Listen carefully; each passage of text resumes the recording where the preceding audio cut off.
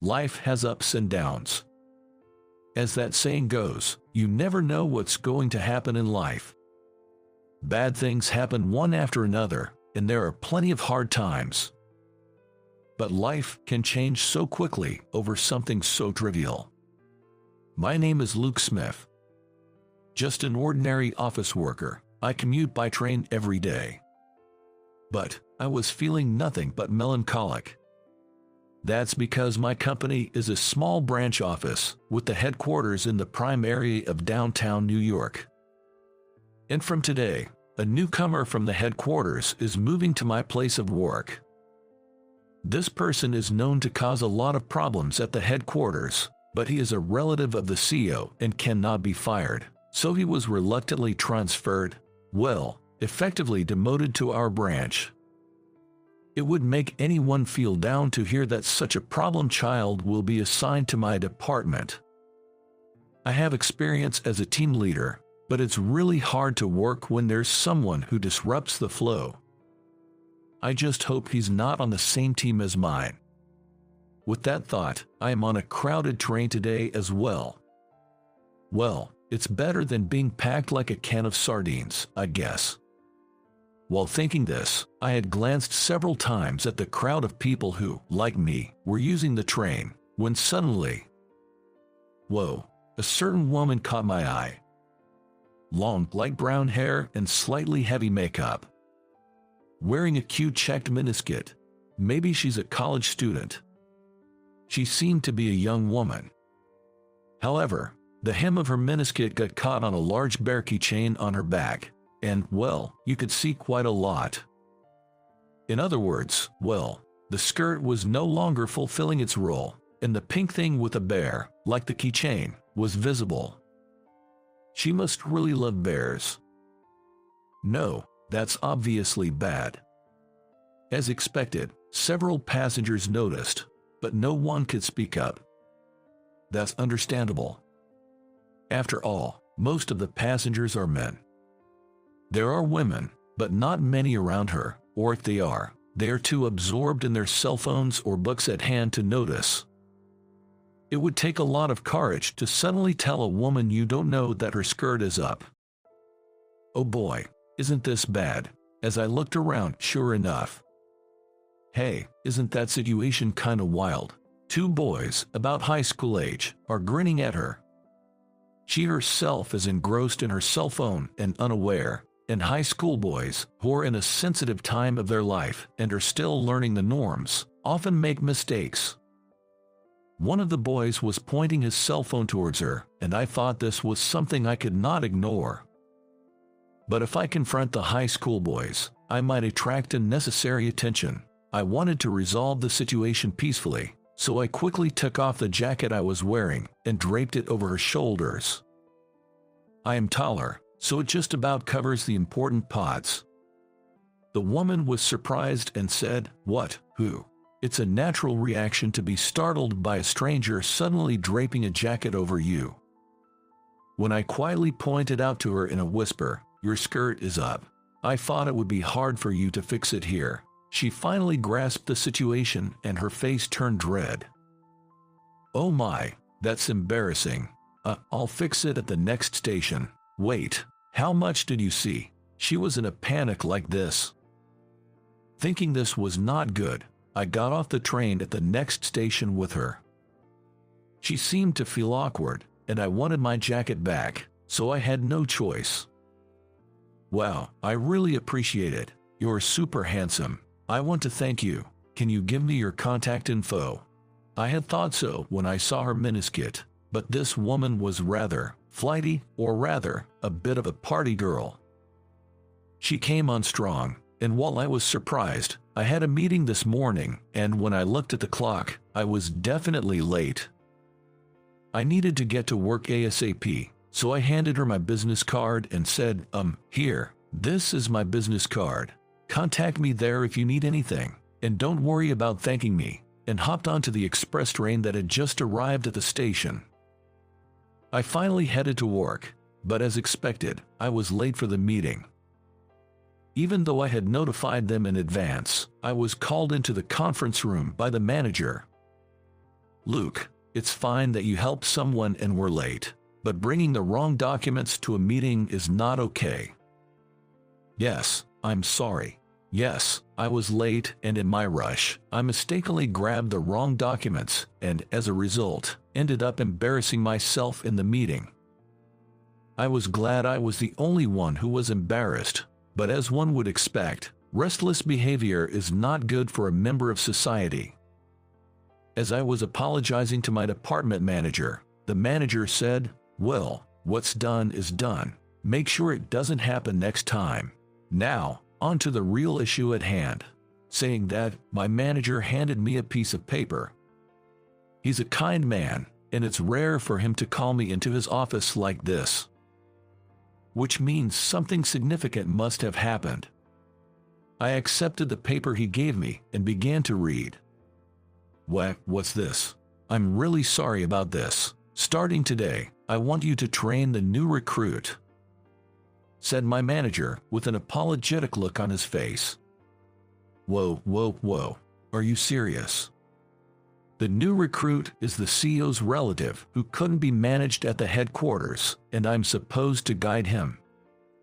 Why me? I asked. Well, the thing is, the headquarters specifically requested you today, he explained. What? I cried out, almost in a scream. I rarely go to the headquarters, and I haven't done anything noteworthy for the human resources at headquarters to remember my name. Despite having no achievements, why was I selected? As I was panicking over this baffling situation. Bang! Suddenly, the conference room door swung open, and an agitated subordinate of the department manager rushed in. "Sir, we've got a serious problem," he exclaimed. "What's going on?" "I'm in a meeting with Luke right now," replied the manager. "It's about the new recruit. The CEO of the headquarters wants to see you and Luke." What? This time it was the manager who cried out in surprise, while I was still trying to digest what was happening. What did he just say? I knew the new recruit was coming, but the CEO as well. What on earth is happening? The manager and I exchanged glances and hurried out of the conference room, heading for the reception room, knowing we couldn't keep the CEO waiting. And there we saw.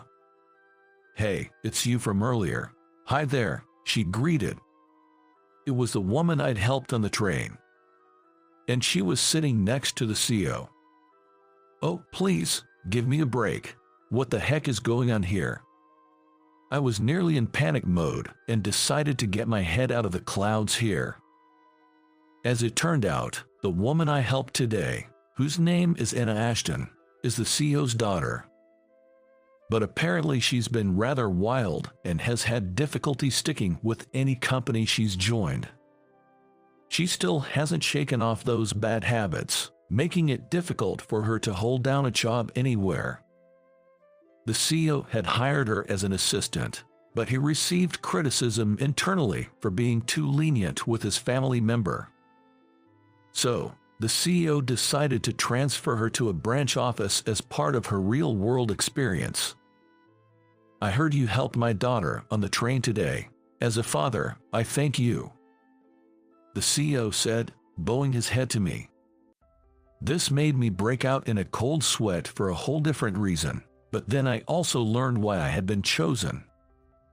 When I handed Anna my business card, she realized we were from the same company, but she couldn't stop me because I was in a hurry. So she took a picture of the card and sent it to the CEO. And after checking with HR, they assumed that I, as a team leader, have some experience with employee development, so they entrusted their daughter to me. In other words, my act of kindness has led to this unexpected situation. The CEO likely wants me to cultivate his daughter and thus earn a promotion in the future, but from my perspective, I've just been saddled with a difficult new recruit. What should I do?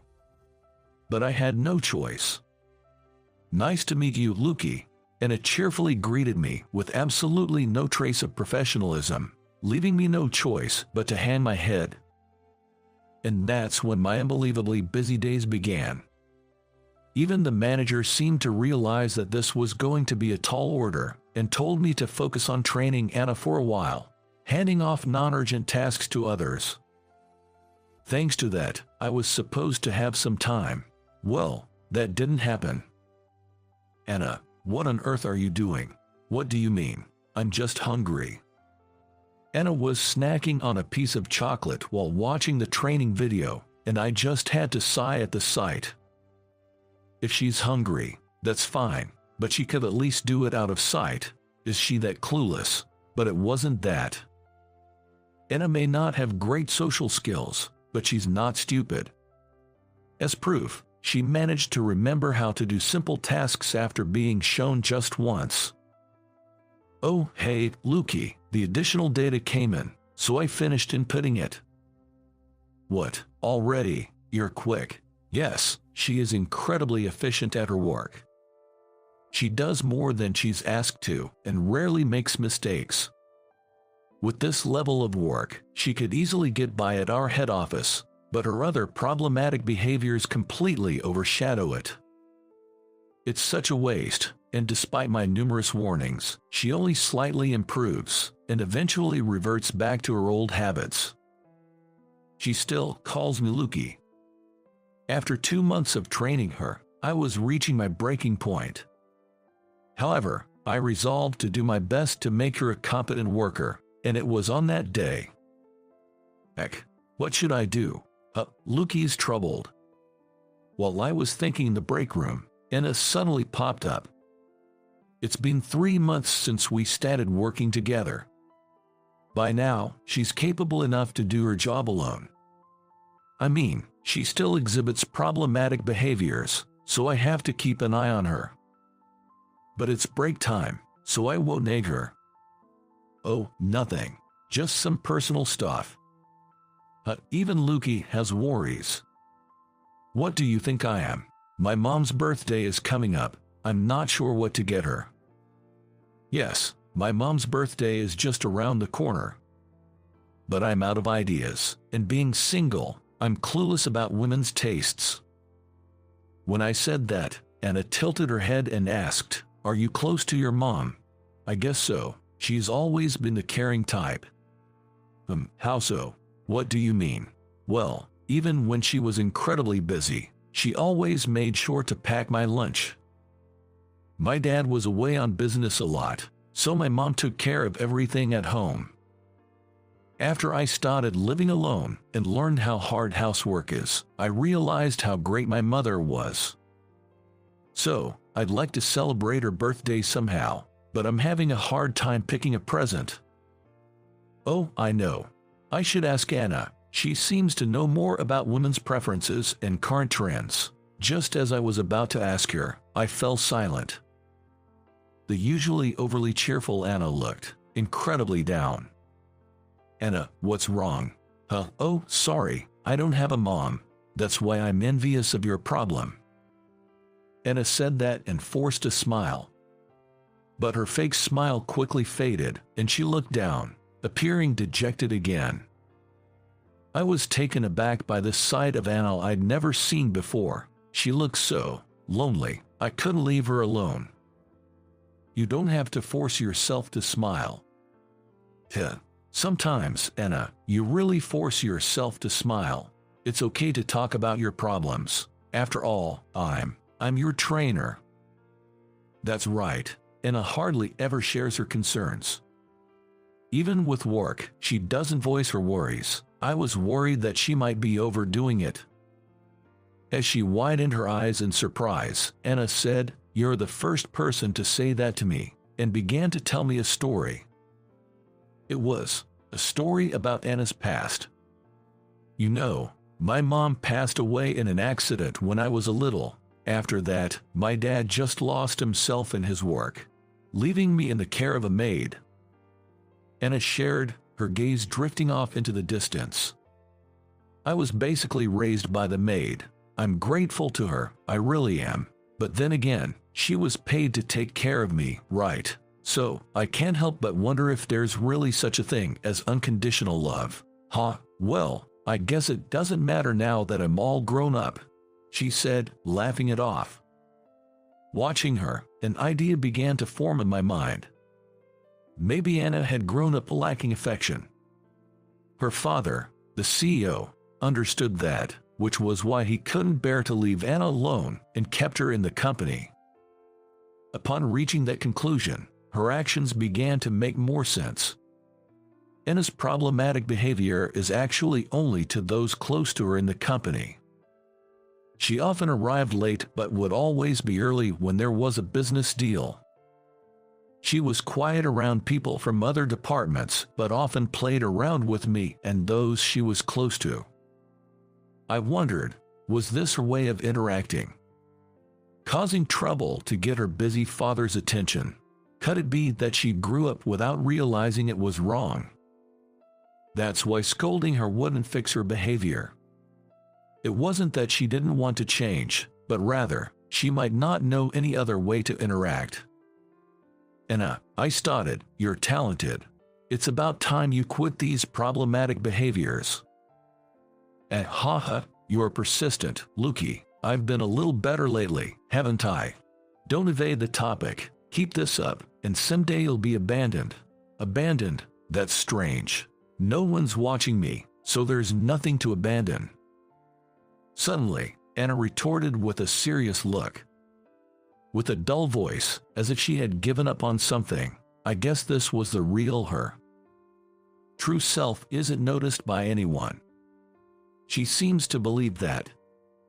I was a bit surprised by this unusual side of Anna, but I couldn't back down. She was wrong. I'll show you that you're wrong. Follow me, I declared, grabbing Anna's arm and leading her to a certain place. Anna, although surprised, obediently followed. This is the place I brought her to. The office floor we always worked on. Everyone was on break, chatting among themselves. I quietly opened the door just a little, showing Anna the scene inside. Wow, did Anna make this document? She was so good that she could have made it at headquarters if she hadn't had those problems. I know, right? What a waste. There, everyone was praising Anna. And these were people Anna wasn't particularly close with. No way, why? Anna's eyes widened as she watched the scene unfold. That's how it goes, right? They are not the ones she's trying to get her attention from. But they're watching her work. You understand, right? We're seeing you, so you don't need to stress about getting noticed anymore. There are people who notice you, Anna, without you having to try, and I'm one of them. I say this as I gently stroke the head of Anna, who quietly sheds tears. From that day forward, Anna's problematic behavior dramatically reduced. She's serious about her work now, and she's always on time. That's all well and good. Great changes indeed. But there's one slightly tricky part. Luke, today's the day. You're going to be my boyfriend. Somehow, I ended up in a wild situation where Anna confesses her love to me every single day. It seems after our talk, Anna came to trust me a lot and she started to consult me about various things. As a result, she became very attached to me, and now she confesses her love to me every day. However, I had to turn her down. She's young, and there are plenty of great guys out there for her. But it seems she just can't give up. For the last 2 weeks, I've been on the receiving end of her constant advances. When faced with such intense appeals, my feelings to her was changing. Okay, let's go out. I think I've fallen for you, Anna. Today's the day I'll become your girlfriend. That's what I said. It's okay. At what? Anna responds with a bright red face. It seems she wasn't expecting to get the okay. But next thing I knew, she was crying buckets and hugging me tight, saying I did it. I'll work hard. I'll become a woman worthy of you, Luke. Stay with me forever. Whoa, okay. This is our workplace. And that's how we started dating. But there are many difficulties between us. There is some bad friction between Anna and her father. No, he's a father who thanks me for helping his daughter, so there must be some misunderstanding. First, I went to Anna's house with her to clear up this misunderstanding. Of course, the CEO gave me a very disapproving look. He entrusted me with his daughter, and here I was getting involved with her. The one most surprised by this reaction was Anna. She thought her father didn't care about her. And this is where the real trouble started. Her father showing concern for her was nice and all, but he was opposed to our marriage. They had a huge fight, but it seemed like it helped them vent their pent-up frustrations. You're always working and neglecting me. Don't act like a father now. I am your father. I've been worried about you. Well, it's too late to worry now, silly. They argued and argued, but finally had a heart-to-heart talk. The CEO, my father-in-law, was confused about how to deal with his grown-up daughter, and in his fear of hurting her, he distanced himself from her. This only led to him losing his ability to communicate with her, and he had his own set of worries. Anna realized she was causing her father distress, and that she was loved. Finally, the two of them made peace. Of course, our marriage was approved, and next we went to greet my parents. Anna, who never had a mother, was very nervous, but my mom had already heard about the situation and said, "I'm happy to become your mother." Anna was so moved by this that she started crying. On top of that, my mom treated us to dinner, which moved Anna so much that she said, "I want to cook this too," and asked my mom to teach her how to cook. Now they're the best of friends. With both families' approval, we happily got married, and now we're a blessed family with 3 kids. My father-in-law is so smitten with his grandchild. His stern face that I've seen at work is nowhere to be found. Anna was surprised to see a side of my father-in-law that she had never seen before, but she said, "It feels like we've finally become a family. I'm so happy. I guess that's a good thing." We couldn't have a wedding because of Anna's pregnancy, but I'd like to see her in a wedding dress someday. With those thoughts, we continue to live happily each day. How did you find today's story? By clicking the subscribe and like button, it will be an encouragement for my content creation. I look forward to hearing from all of you in the comments. See you in the next